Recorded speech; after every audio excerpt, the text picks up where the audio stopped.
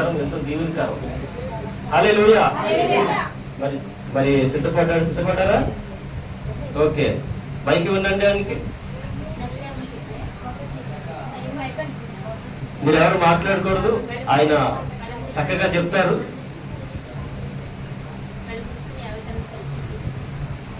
అందరికీ పూజించాలి.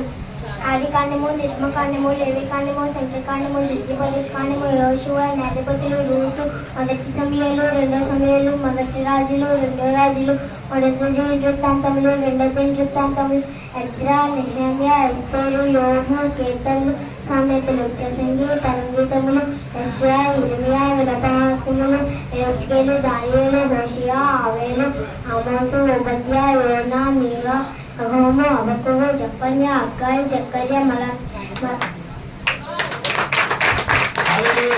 కూడా మనం నేర్చుకోవాలని చెప్పాను. చిన్నపిల్లలకి చెప్పాను ఆల్రెడీ.